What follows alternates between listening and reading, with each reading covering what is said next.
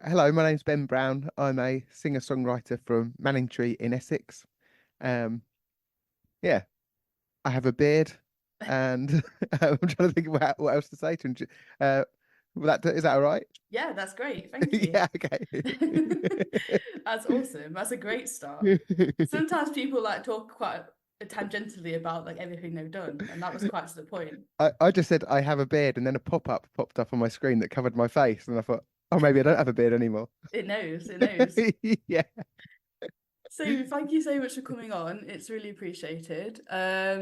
So this podcast is obviously about music and accessibility, and live music spaces. And so the first question I have for you, which I've been asking everybody, is when was the first time you experienced discrimination in any form? And it can be to yourself, to a family member, to a friend, whatever you feel comfortable sharing.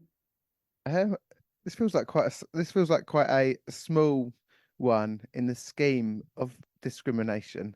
I don't even know if it really counts, but I think it does. When I was younger, I had very orange hair, so I think I used to be picked on quite a lot for having orange hair, and I guess that in hindsight is a form of sort of discrimination. I guess I used to be like kicked when playing football and stuff like that. Oh, It feels like quite a feels like quite an maybe an insignificant one, but I think it's a real one. That kind of counts, does it? I think that counts, definitely. Yeah. Yeah.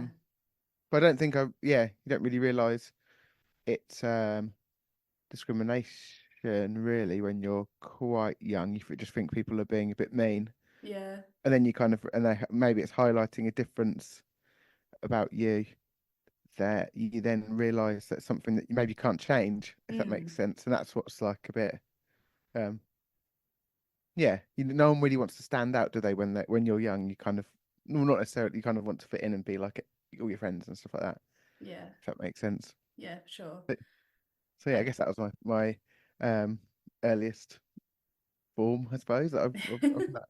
I think that definitely counts. I think that's a really good example, to be honest, because I think I found that this question stumbled a lot of people. And the reason I ask it is because obviously you've got a disability or accessibility need, then often you are discriminated in live music spaces, which is a Yeah, shame and shouldn't continue to happen. But as we are discovering in this podcast, that this still continues to go on. So yeah. Um, so in terms of like accessibility, or you're a musician, singer-songwriter, and you've performed live as well, hmm. what what is your sort of overall view on accessibility? Like, what do you think good accessibility looks like? I mean, in general life, I suppose everyone should have equal as best as possible equal opportunity to everything. So in a live music space, that would be, yeah, just anyone who wants to be involved and wants to be able to attend a concert or a show should be able to attend that concert or show, whether that's by, for example, some venues don't have lifts or you can't, people who are in a wheelchair who have mobility problems can't access them. Or I guess in the future, we might have something like li venues which have light shows. You might be able to maybe put on a wearable and um, filter out some of those lights or something, so that if you suffered from epilepsy or something, you might be able to attend the show. But I guess accessibility just means access for all, for access to everyone for whatever they would like to do, and not kind of yeah, yeah, just access for everyone. That light show idea is sick. That's really cool. Yeah, I just came up with I just came up with that one.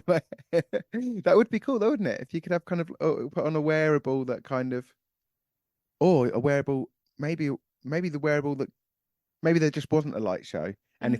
if you wore the wearable, it gave you a light show, or it gave you Ooh, something, and those lights were kind of like tailored, so they wouldn't give you, there was something done to them, so they wouldn't give you an epileptic yeah. shock or whatever happens. I don't know. I'm just thinking of that one instance, but it should be rather. I think that's another thing about accessibility is like it should be the base level should be accessible for all, and then you should make the, like, from that wearable idea there, Mhm. you'd have to put the wearable on. Then you're actually, that's sort of an inconvenience and slightly othering, I suppose, if you're going to have to then put on that hypothetical wearable. So maybe it should be that you put on the wearable to see Yeah, the thing. Does that make sense? that makes sense. That makes loads of Rather sense. rather than the person with the accessibility requirement having to make the adjustment. Yeah, Yeah, I think that's people shouldn't have to make adjustments to their life to fit in with like what society has deemed. Societies and just general like gig spaces are geared up for, I don't know, whatever, like I don't know what the right term would be, but people who are able to do yeah, things or whatever. They're not geared up for everyone. yeah. I suppose I'd use like able-bodied, Able-bodied, yeah. neurotypical able-bodied, Yeah, whatever yeah, yeah. context you're kind of using. Yeah, just life in general is more geared up to neurotypical and able-bodied people, and yeah. Yeah. I think it's interesting because I've got a friend who used to be a teacher, and I've heard her mention before that some accommodations that are used for neurodivergent people or for disabled people often work very well with neurotypical and able-bodied people as well. Like Oh right. they're not exclusively just for one set of people. I think they Yeah, can yeah, work for everybody in the right context. And I thought that was interesting when you said about everybody wearing the wearable in that case. yeah. What? So your friend is currently a teacher She's in? not anymore, no. Oh, She what to say? left teaching. Oh, cool. But what she realised that some of the things she was doing were kind of worked for everyone. That's Yes. cool. Yeah. So yeah, I thought that was interesting when you said Yeah, about yeah, everybody wearing the wearable. I not really had it like considered it that way before, but now you've mentioned it. yeah. Rather than it being kind of the other way around, that yeah, that still the person with the neurodivergent or not able, but whatever the terminology is, Yeah. has to then go and put something. Yeah, has to then make the extra step to access. If that makes sense, it should just be Yeah. lowering.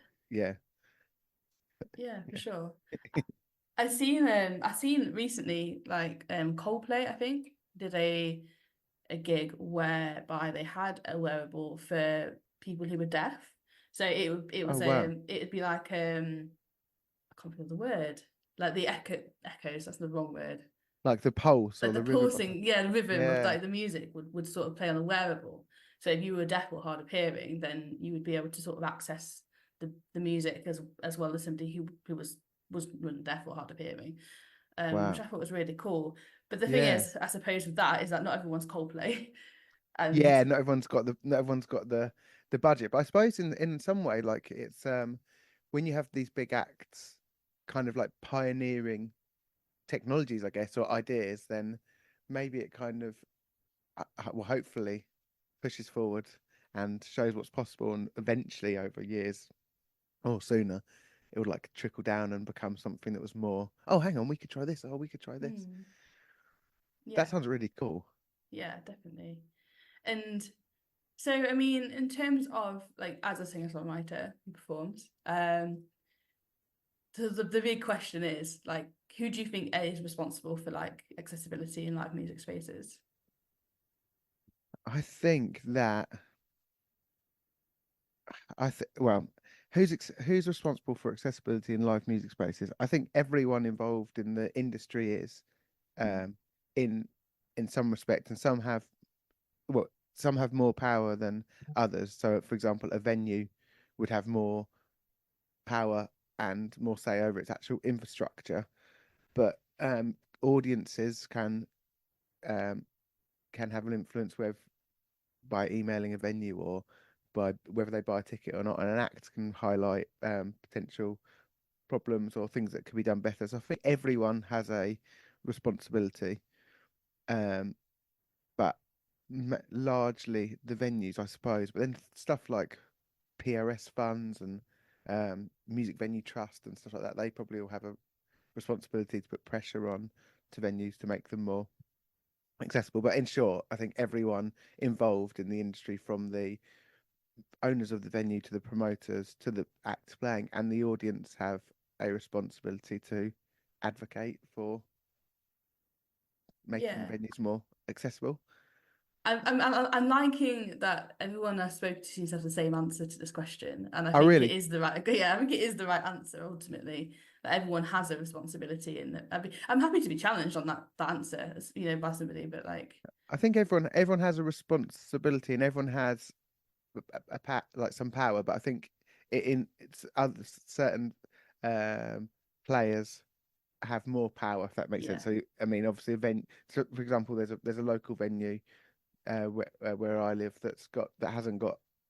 It's not their venue's on the third floor, mm, and they say, oh, we can't install a lift, but they could, and mm, there would be probably funding available for them to install a lift, or they could pay it for them pay for it themselves or whatever, which would obviously be a cost for them.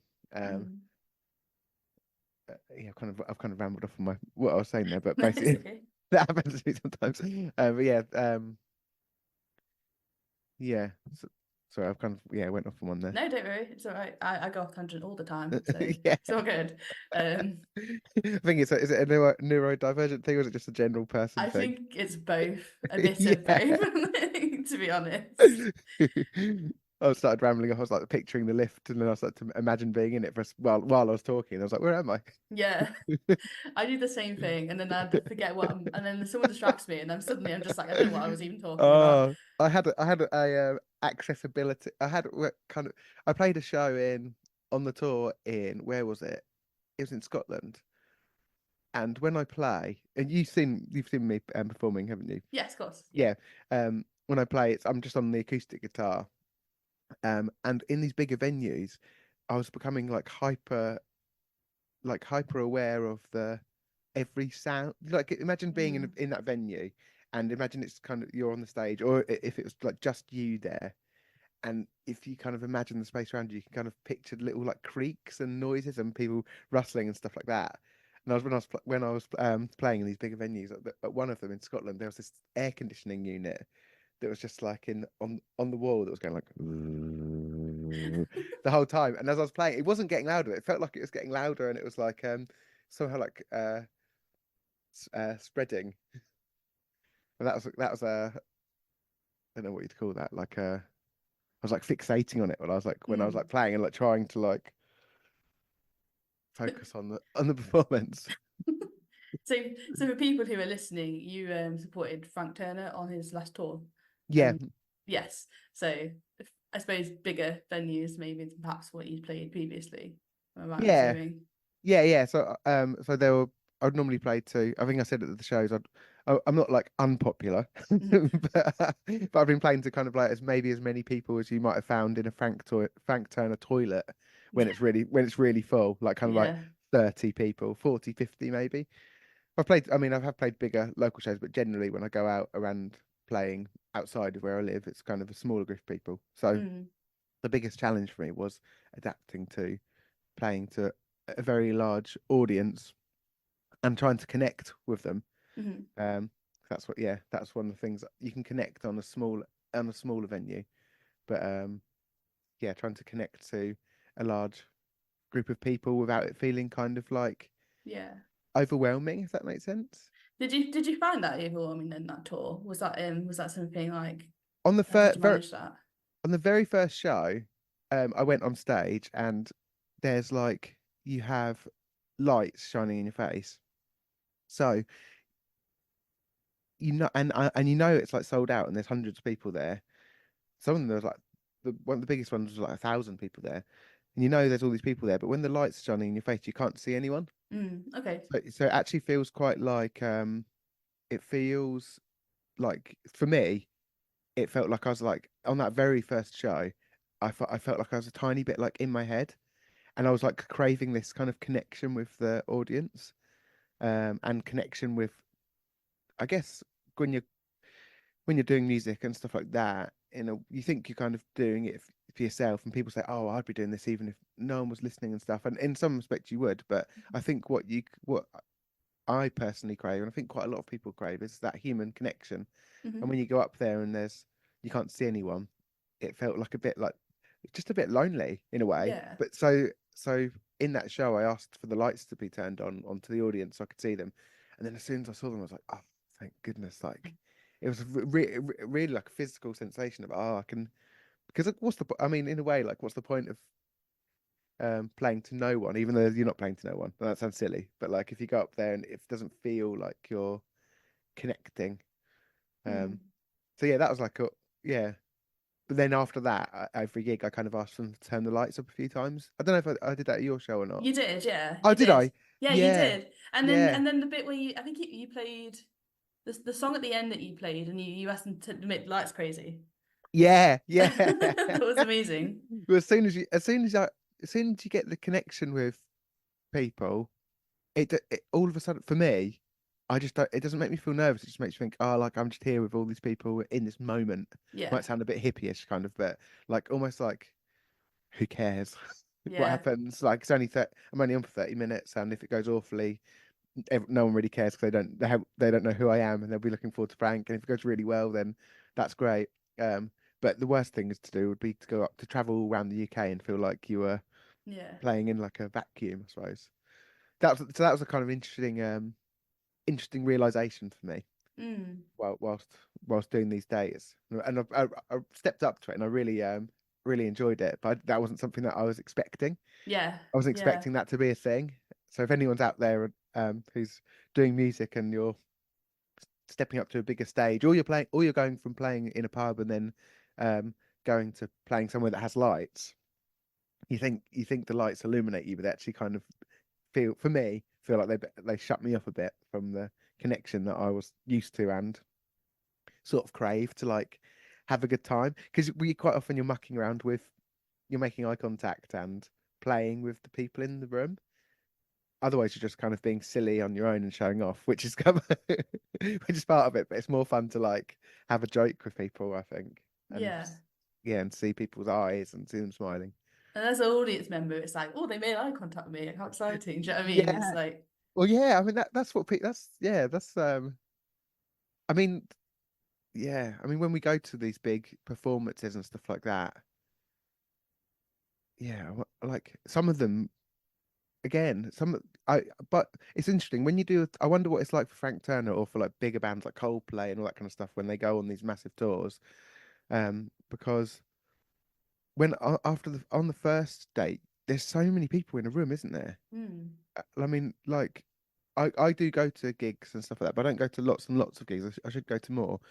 But when went on it took me like a few gigs to get used to just how many people were in the room. mm, It was almost a bit like, on one hand, it was like slightly overwhelming, just the sheer amount of people in the room, like, and then on the other hand, it felt really powerful, just how many people yeah. were there and sharing the experience. I don't know do you ever feel like that when you go to gigs? Yeah, totally. Like, I go to quite a lot of gigs. Most of the gigs I go to are kind of like, yeah, like Frank Turner size gigs, sort of 2000 Oh, cap, 150 yeah. cap kind of gigs. Some of them are a lot smaller actually as well. But I don't really tend to go above that. But recently I saw Enter Shikari at the arena in Nottingham, Oh, wow. and I was like, like, I'm not shocked for them because they're a brilliant band and they're really popular, but like how busy the floor was, like everybody, it was just Yeah. absolutely jam packed, and it was huge. Like, I don't know if you've been to Nottingham's Motorpoint Arena, but No, I haven't. it's a massive floor space, probably about 5,000 cap floor space, and it was just all full. And I was just going around like, I don't know what I'm doing. Like, I feel really awkward. Like, What kind of like bumping into people or yeah, it was. I can't explain it. I love a pit. I love going in the mosh pit, and I love yeah, sort of like yeah, having fun. But like, I think when it was so many people there, I don't yeah. really do festivals. And the reason I don't do them is because I'm neurodivergent. I struggle with like very big crowds, and I struggle with like sensory issues and that kind of Oh thing. my word. I hadn't Um, yeah. I went to a festival recently and I think I had a bit of a overwhelm. It's almost like the only way you can actually get rid of the overwhelm is by going into the mosh pit. Literally, yeah, it is. It is. Or going to the And- barrier, and then it's yeah, the only yeah, way you can really do it. yeah, because it's almost like you're getting this kind of, I guess your brain's having to think quickly anyway, because you're in a mosh pit and like you're making quick decisions, and that's Mm. taking up the mental space of like thinking, oh my God, like, it's so noisy. Oh, there's a noise coming from there. It's really loud. Or there's that smells coming from there. Mm, There's yeah. I went to a festival recently and felt a bit like this is so loud. There's so many people. I enjoyed it, but I just couldn't. It was just like my head was just going, and yeah. I used to drink booze and stuff like that, but I don't drink anymore. So I think that if you drink, you can kind of like it dulls it a bit, and maybe you can focus on something or in a way. Mm. But because I don't drink anymore, I'm like, whoa, whoa, whoa. They can't really see that, but I was shaking my head around. Do you feel like that when you go to the I festivals then? do. Yeah, I do. I try not to drink. I partially try not to drink at gigs because I don't want to have to need to go to the toilet because I feel really awkward Yeah. going back. But in fact, actually, when we saw Frank Turner in that gig in Birmingham, my partner, she decided to go to the toilet midway through the gig and was like trying to get her way back into the crowd, and I had to get my phone out and like shine my like phone light to Oh, her. that was so hot at the Birmingham It one. was so warm, wasn't it? I was Yeah. dripping. The walls are dripping. Yeah. Felt Did you see weird. the air conditioning machine exploded? No, I didn't see that. That's so funny. Yeah, it like exploded over all at the back. Oh That's an no. accessibility issue. I mean, the heat of that room. That was mad, wasn't it? Yeah, but I mean, yeah, it was mad. It was really mad. I was at the Mm. back and I was just sweating, but It was a good time though. So yeah, it was a great time. Yeah, yeah. it was my favourite gig of the year, maybe actually. That Was one it? was. Yeah, What did you like? genuinely. What did you like about it? The pit was lovely.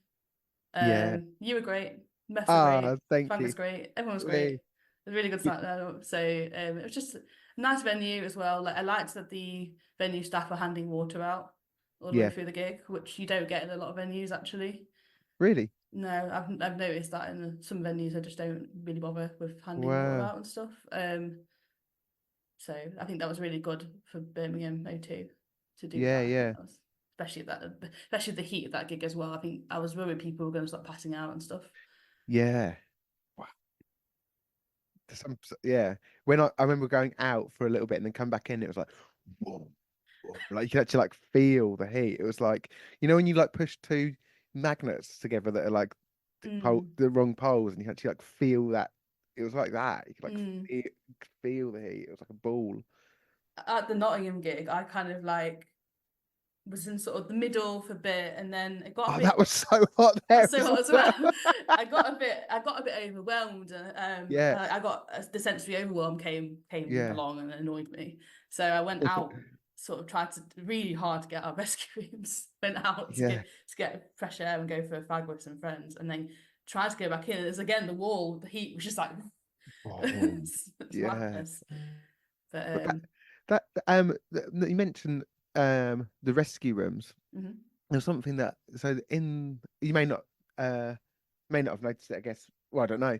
Um, but from going to all these different venues on the tour, mhm, so you realise that some of them, like from an art, like a so when you're playing the gigs, you kind of like you start off, you get in your car, you drive to the gig, you get out of your car, you set up, and you're basically inside this venue yeah, until until about like midnight, half past midnight, because you have to pack everything away, and then at that point it's dark.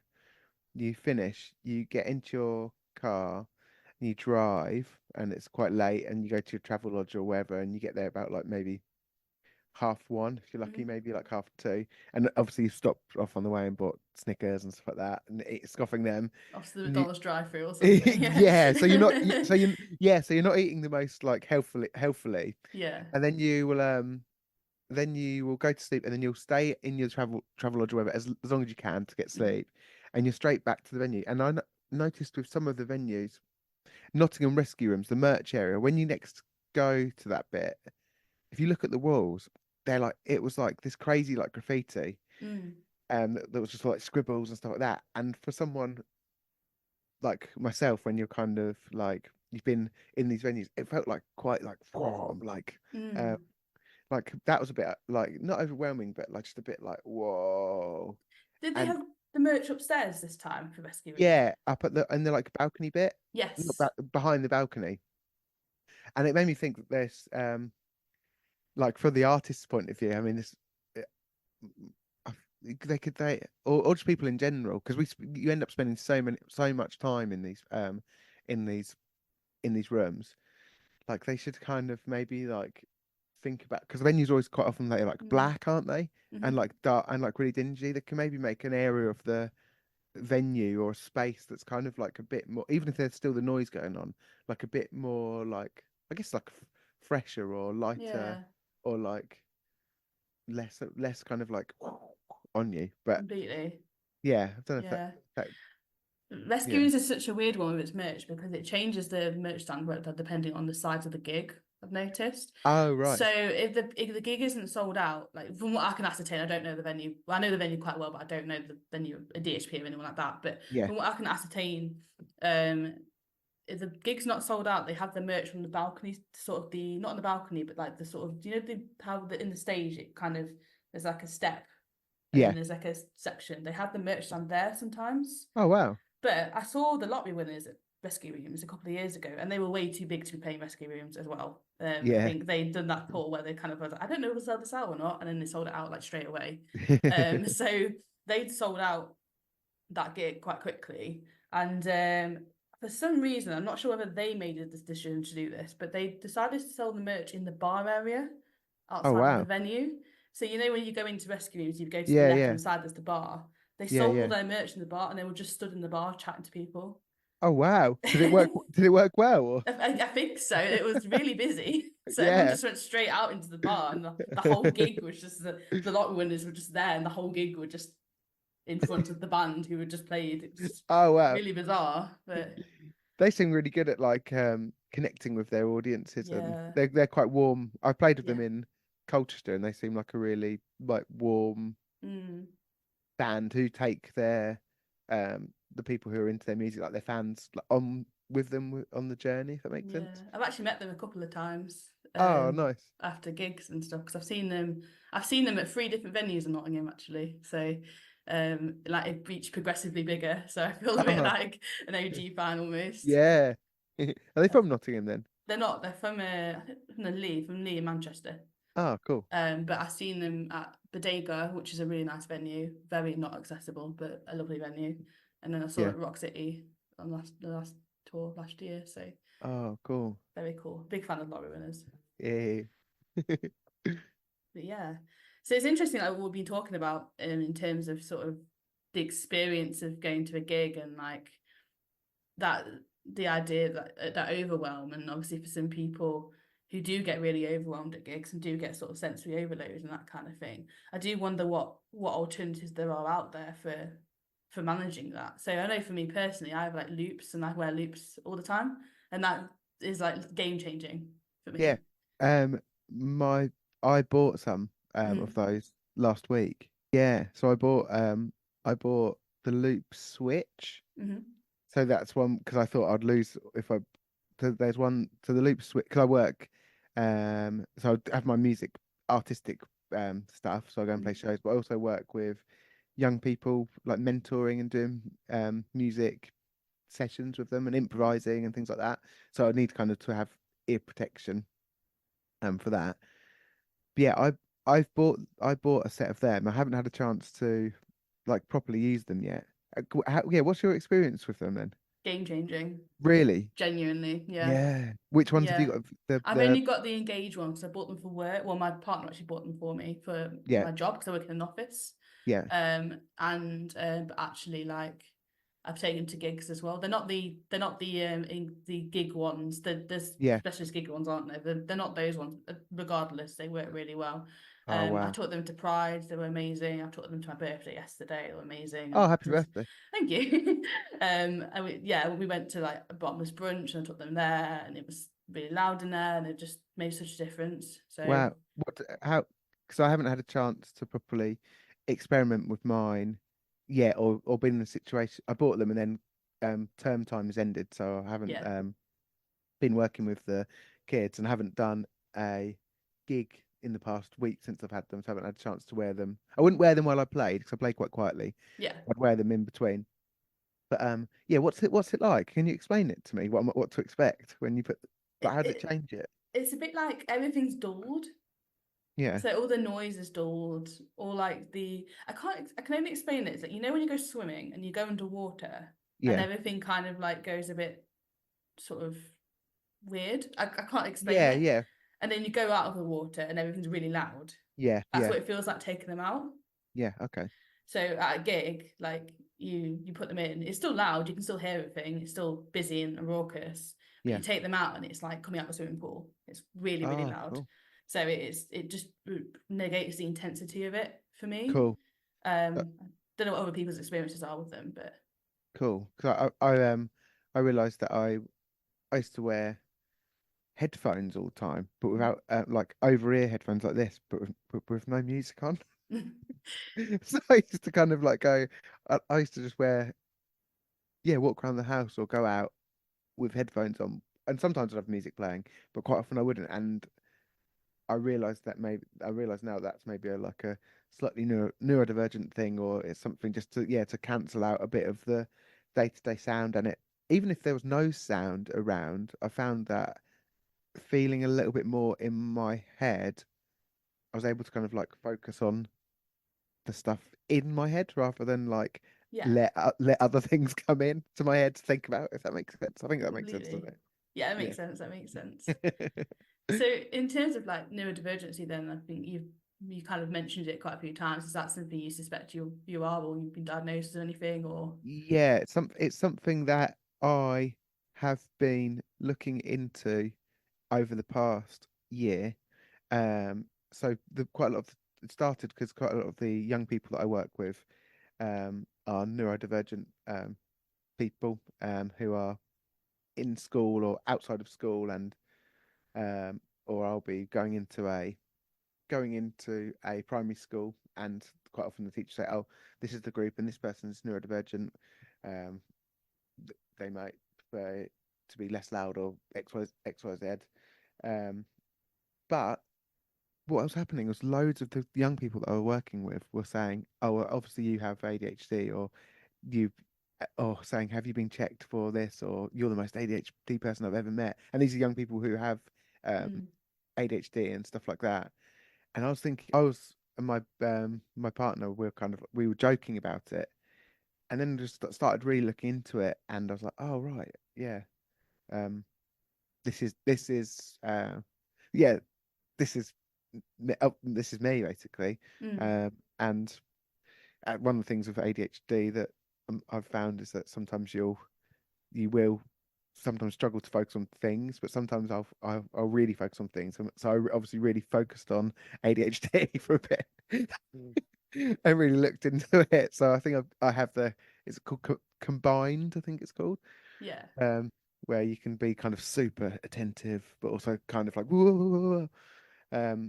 So yeah, I've kind of, yeah, it's something that I've been looking into, and the more I've become aware of it, the more I'm able to kind of like understand myself, and in a kind of in a not like a difficult way, but like to understand myself from the past, which has actually there have been a few times actually when it's made me feel a bit like not like depressed, mm, but it's like hit me like, oh crap, like, oh, if I'd only known then, or oh crap, that's why. It wasn't because I was X, like this or that. It was, maybe it was more because of this, or mm, like, for example, I mentioned earlier in the chat about drinking alcohol. I used to drink alcohol like a lot, um, but I now realize it was because I was trying to dull yeah, things down, or trying to find a release for um the kind of like pent up energy, or like for trying to like, yeah, don't know. It's I also realize it's kind of a maybe part of the reason that sometimes I feel like really up and up and able to do like lots of things and mm, go intensely and achieve things, but also it's that sometimes I'll just for a day I'll be like, I can't do anything, yeah, no matter what it is. Like you could be, I mean, sometimes under pressure I can kind of, well, quite often if there's a lot of pressure I can kind of pull myself forward and get something done. But sometimes I'll just need like not like maybe like once a month or something. I'll just have like a day or two where I'll just feel like so drained. And I think maybe it's because the world is, like we mentioned earlier, the world's not geared up for neurodivergence, and I'm now 34 and I'm kind of realizing this, and I think I've just become really good at masking it in my younger years. But that's tiring, I think. I think Yeah. that's a tiring thing to do. Um, so when I'm doing my performances and stuff like that, I actually feel really in control and free. Mhm. That and I can kind of like let this energy go and kind of unmask, as it were. And Yeah. it feels quite like accepting to be really like blah, blah, blah, blah, and like just let my thoughts go. And obviously I've got the songs, but let this kind of stream of consciousness kind of like fire out, and people kind of go like, yeah, that was fun. So I think that's part of the things I like about the performance is the freedom. But yeah, that's so I've gone off a bit, but that's has been my experience recently. And recently I applied for a with help from my partner, who also I think she has ADHD, and has lots of different lots of similar but different ways of being. And I think it presents differently, and it's what's the right term? It's quite autism and ADHD and stuff like that. They're all often geared towards like males, aren't they? As in, Yes. like the diagnosis, or it's just the so many females quite often go undiagnosed or struggle even more because they're not kind of maybe displaying some behaviors that ADHD is known for, which is just based around what males do. Hmm. Is that Yeah, right? completely. I can Yeah. relate to this. Like, I was diagnosed with ADHD at 26 and then autism at 30. Oh So wow. So I was, yeah. what was that? So how did you? Because I think I have autism as well. Uh-huh. But I mean, how did you realize how did you realize that, and yeah, what was your journey like finding So, out about that? so it was always like a thing. It was always a thing that I was a bit quirky, I guess. Yeah, And I think my mum had brought up concerns and stuff when I was a kid. In fact, I know this because she wrote it on my paperwork. And then it got kind of shot down every time by like a social worker and by like healthcare professionals and that kind of thing. They were like, no, no, no, nothing's wrong, blah, blah, blah. But then Mm. obviously like throughout school and stuff and like growing up, I was very alienated. Like I really struggled fitting in. I was like, had very strange habits. I get very, very obsessed with things like special interests. Like I get very sort of into stuff. What Like what like? Can you share anything more? Or I'm a very, very big sort of Enter Shikari fan. Oh wow. I'll be honest, I'm a very big Frank Turner fan as well. Hey. Yeah. Hence why I saw you. So Yeah, yeah, yeah.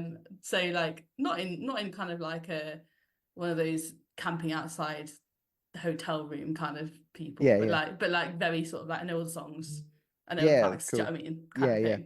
Um and yeah, so it kind of presented like that for quite some time. But because being into musicians and bands is quite a female, quote unquote, interest, I think, yeah, rather than like a train or like cars or something like yeah, that, then it gets quite missed, I think, yeah, yeah. those presentations, as you were saying.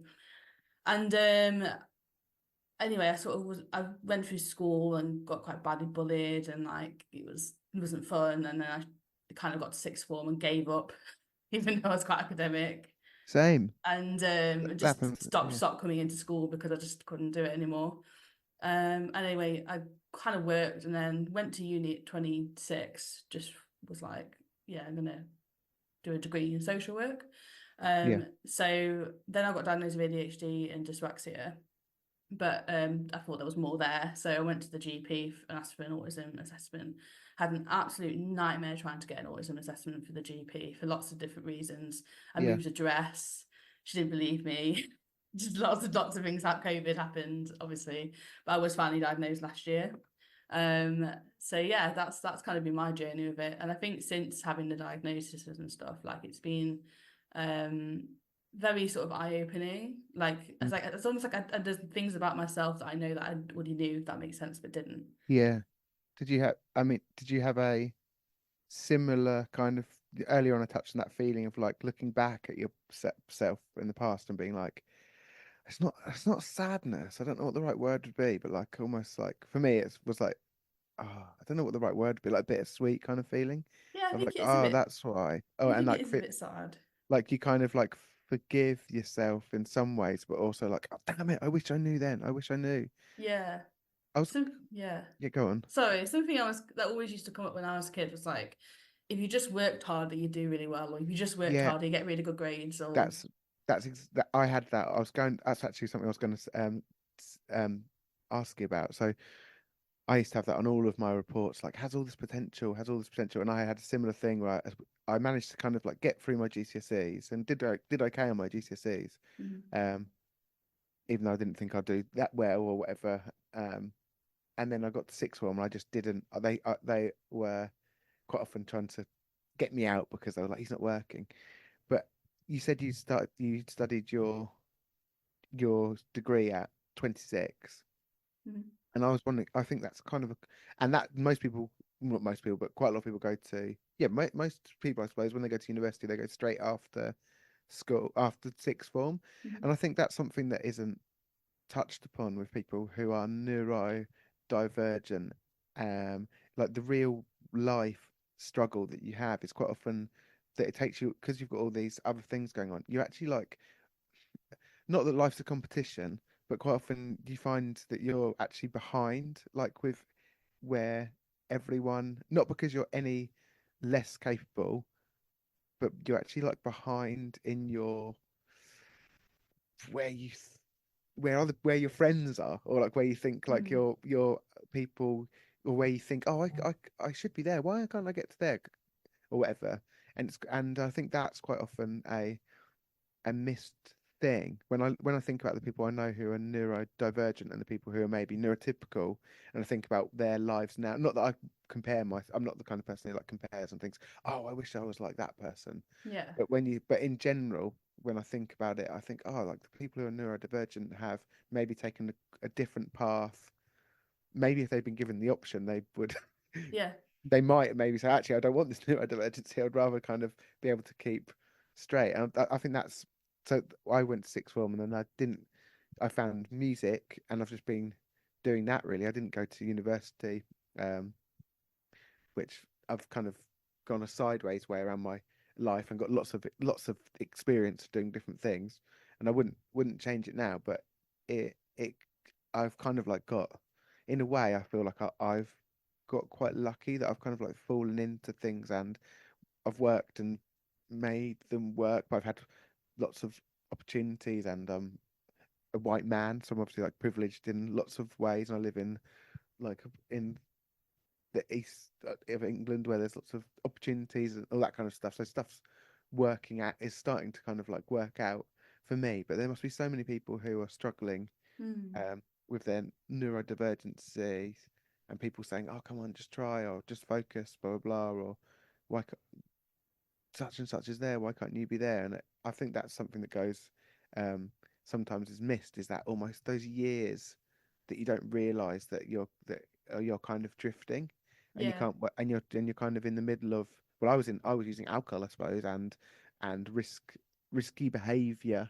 and was exploring live music, but as that and the live music scene was kind of involves alcohol and all Mm. this kind of stuff, and late nights, and like in a way like poor diet, so then therefore poor mental health in a way, Yeah. even though, and you're on about this kind of adrenaline bars of like performing, and that was my young adulthood. So yeah, I think that's really interesting that you said you went at 26. That's not old by any means, and that's actually a good time to go, I think, when you maybe know yourself better, but maybe, I don't know. Yeah, I think that's just, yeah, just going back to, I think that's something that's often missed, is the kind of the 5, 10, 15 years that maybe neurodivergents are sometimes set back from their peers or the rest of the crowd, and that just in like pure, like, I guess like facts, like quite often translates into financial or career progression, that kind of stuff, boring things like that, that Mm. sometimes you feel like, oh man, Yeah. that's a bit frustrating. Completely. Everyone, it seems like everyone else finds it so easy. Do you know what I mean? I know what you mean. I It's think like, live music and accessibility are always two things that really interested me. I used to work for a disability charity for quite some time, and like sort of accessibility and music are like two quite big interests of mine. And I probably could have done this podcast at like 21, maybe a good time to do a podcast at 21 or something. yeah, But I don't think I'd have the life experiences yeah, that I've had if I did it at 21 that I do now at yeah, 31. yeah, Just yeah. I think you're. I think yeah, being neurodivergent definitely gives you. I mean, life gives you life experiences, but neurodivergent, you're having to kind of work yourself out all the time, and maybe it's giving you even makes you even more mm, round rounded in some ways. I don't know. I think Um, that's probably true. Yeah. so you work? What was the charity you worked for? It was a Nottingham sort of grassroots charity. Wow. So it was like a smaller charity, but it was yeah, it was I was a community worker there. So Oh, cool. yeah, That's really cool. it was cool. It was good. I'm in the NHS now, so Oh, wow. like What do you do working that? I work in mental health services. Wow. Yeah, so That's I amazing. did my degree in social work and then tried social work and then went nope. Kind of Yeah. sidestepped everything around it again, sort of. Yeah. But What did you have to do at social when you're doing social work? Is that like meeting up with families and so we had placement. So I did one placement in a mental health setting, did a placement with children and yeah, parents and children, and then a placement with sort of like older adults. yeah, So it was all very varied. I think people misunderstand social work as a career. It's like I think people just think it's taking away children, but there's a lot to it. yeah, There's a lot yeah, of yeah, sort of like different routes and avenues you can go down. I think yeah, one of the things I quite liked about having the degree I've got is that it's very because it's there's different routes you can go. I've been able to go into a different direction than necessarily statutory social work, which has been good. yeah. That's cool. Had, Yeah. you said that you had your so I'm asking you questions now. No, it's okay, don't That's all right. worry. That's all right. So with your when you said earlier on that you had an ADHD diagnosis and then you thought there's more to this and you then had an autism um you looked into what made you think oh there's more to this what kind of are there what kind of like things that you noticed that you were different for you or think were there things that you struggled with on top of that made you think oh this is there's autism here as well. I Sorry if think that's that's a bit of a no, it's random way okay. to phrase it. I think I suspected the autism first. The ADHD diagnosis was a bit of a surprise. Okay. So it was kind of the other way around. Like I went for an ADHD diagnosis. I didn't go for it specifically. I went to like look at like dyslexia traits because I was Yeah. having a hard time with like some academic work. So I went Yeah. to educational psychologist to look at sort of if I had any dyslexic traits, and he said I had dyslexia traits, but not dyslexia, but I also had XYZ, Mm. including ADHD. So Wow. it was a bit of a surprise diagnosis, to be honest. Wow. I think it fits, but Yeah. it's Yeah. yeah. Sounds like sounds really really stupid because like you have autism and I suspect that I have autism perhaps as well. But when most people think of autism, I think I don't know. I think maybe they think of people wearing kind of like headgear and people. Mm, I've worked with these people like this before who are kind of like really like they have real sensory overload and might be like rocking and bashing and this kind of thing. But I think the more we talk about autism and neurodivergency, the more it's hopefully becomes it's everywhere. yeah, We all like it's. completely. I don't know if that's I really worded that the right way, but it's just kind of yeah. When I first started looking into these things, I almost felt like a bit not like embarrassed. That's not the right word, but like it's taken me a while to kind of like you inviting me onto the show and speaking openly about it has made me. It's kind of it's feeling like not like a weight lifted, but like it's something that's flowing a bit better now, rather than something that I kind of thought, oh crap, like oh no, like this is a secret. Hmm. Do you know what I mean? Nice. I'm glad that's making you like facilitating that. Like, Yeah, I it appreciate really. you sharing. Thank you. Yeah, well, thanks for I mean, thank you for yeah, make you start to make these connections, don't you? It's like make the world feels a bit more um accessible, or you feel it's less isolating, isn't it, when you can speak to people that have similar experience to you, Yeah, I suppose. definitely. Do you find that sort of your neurodivergent, should we say, traits Hmm. help your music? Like they help inform your sort of work? I think in a way they do and they don't. Okay. I think that in I think that the ability to focus on, well, as you know, with ADHD, sometimes you're able to really focus and sometimes you're just distracted by everything. And no matter what you do, that one thing that you need to do, you just can't work out. You're like circumventing it all the time. Um, but yeah, I think that it does, um, it has helped me because I can quite often, if I can, I don't know, it feels like sometimes my brain is just kind of like clicking, clicking, clicking, clicking. And I'm trying to, and I suppose as a creative and as someone who's quite often when you're neurodivergent, you will react differently, slightly differently to situations or work out different ways to solve problems because you have to kind of work out a way to solve a problem that maybe isn't the normal way that you've seen other people solve it before. You'll kind of work out your own way of doing something. Hmm. And I think the more you work out your own way of doing something, the more confident you become in yourself and the more confident. So, yeah, so the more confident you become in your own way of doing things and your own practices and your own skill set that you kind of develop. So, as I mentioned earlier on, I'm 34, but I only really started looking into ADHD and this kind of stuff last year, like 33. Mhm. So I'd gone 33 years developing my own way of being that people thought, oh, he's oh, he's cool, but he's a bit like he's weird. He's does this or that, blah blah blah. So I think in a way my neurodivergence has led to me creating my own skill set and my own way of doing certain things.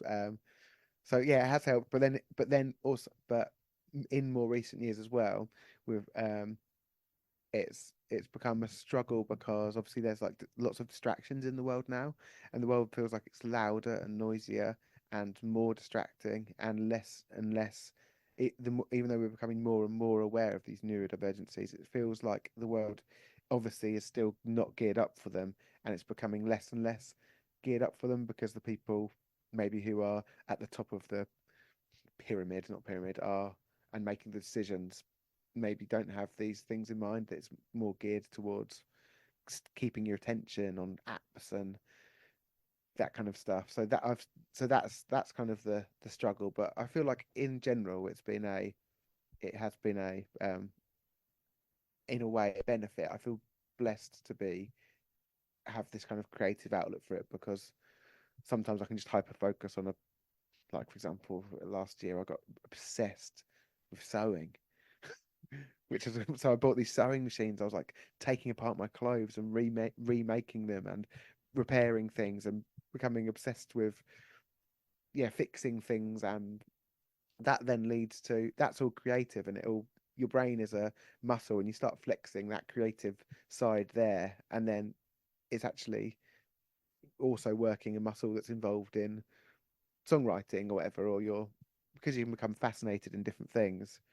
um, it all kind of opens you up to new experience and new um, inspirations, I suppose, which then eventually funnel back into songwriting, Yeah, totally. I suppose. Oh, that's awesome. I'm conscious of time, Ben. So, Yeah, sorry, I've really gone off. no, I've really... don't apologize. It's great.